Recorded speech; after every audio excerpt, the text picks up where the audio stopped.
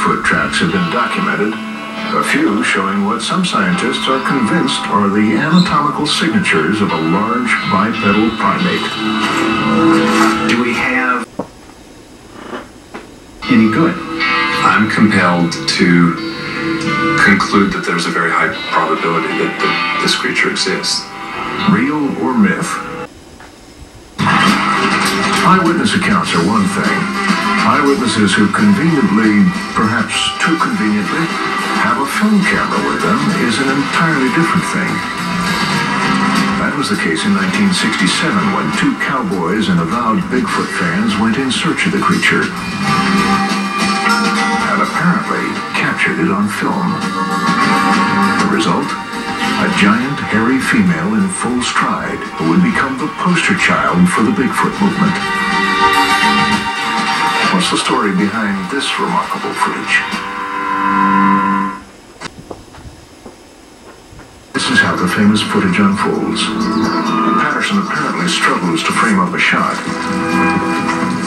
As the camera settles down, there it is. At first, barely visible in the distance. A giant, hairy, upright figure. Patterson chases after the creature and finally gets a more detailed look. His subject, apparently a female, strides across a sandbar, then turns and looks. Here, in frame number 352, she reveals a face that many Bigfoot enthusiasts claim cannot possibly be a fake. In barely a minute, it was over. Patterson and Gimlin would make casts of the creature's tracks and unleash their evidence on the world. Roger Patterson would die of cancer in 1972, but his fleeting images refused to go away. Most scientists dismissed the film out of hand. It was clearly a guy in a suit. But enthusiasts are still obsessing over the film, frame by frame. And even established scientists like anthropologist Jeff Meldrum believe there's more here than meets the eye. To trivialize that piece of evidence as nothing more than a man in a fursuit is to diminish the significance of it and to reveal a lack of appreciation of the sophistication of that piece of evidence. Because indeed, if it is a hoax, it's by far the most elaborate and sophisticated accomplishment that I've ever seen. We'll be dissecting the film and the tracks in greater detail later. But first we have to ask, if Bigfoot or Sasquatch exists, what on earth is it? Meldrum thinks it may be a descendant of Gigantopithecus, a giant extinct ape known only from a handful of fossils. If that's the case, then what we're dealing with is simply a parallel story of a large terrestrial hominoid, or ape, not human ancestor, but an ape ancestor, that evolved in a very similar direction as was experienced by early hominids in Africa under similar ecological conditions. So it will add a chapter which will provide interesting insights into our evolutionary history. Skeptics note that Bigfoot relatives are so widespread around the world as to point to another genesis, the human imagination.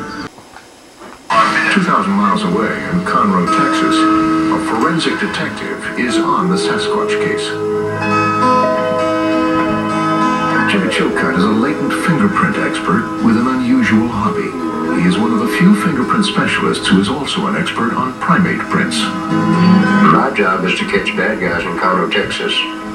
So I'm not out there and look for Bigfoot. But a few years ago, just for fun, he began to examine casts of Bigfoot prints. To his amazement, he found that some of the casts had dermal or friction ridges, which are like fingerprints on the bottom of the feet. For him, it was the beginning of a transformation from skeptic to believer. And I started examining it and noticed actual friction ridges that ran lengthwise down the foot. And the dermal ridges, the texture is about twice the thickness of a human. In humans, the ridge pattern goes across the width of the foot. In this cast, they go down the side of the foot. You know, this is something that we deal with every day. And when we see a ridge pattern flow that's completely opposite of human beings, then yeah, that is kind of shocking.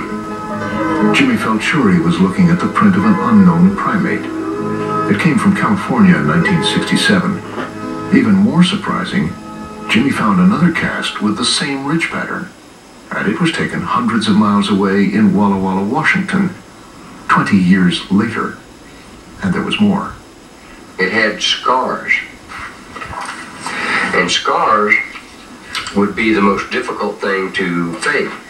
Most people don't know it, but when you cut your finger below the epidermis, the friction ridges, as they heal, curl inward. And that's the same thing we have on the Walla Walla cast. You'll notice the scar and the friction ridges curling inward. And this is something that I won't say it can't be faked, but it would be very difficult, and the person faking would have to have a vast knowledge of biology and friction ridges. Chilcutt's conclusion? The evidence as I've examined is proof positive to me that there is an animal out there, some sort of primate running around in the Pacific Northwest.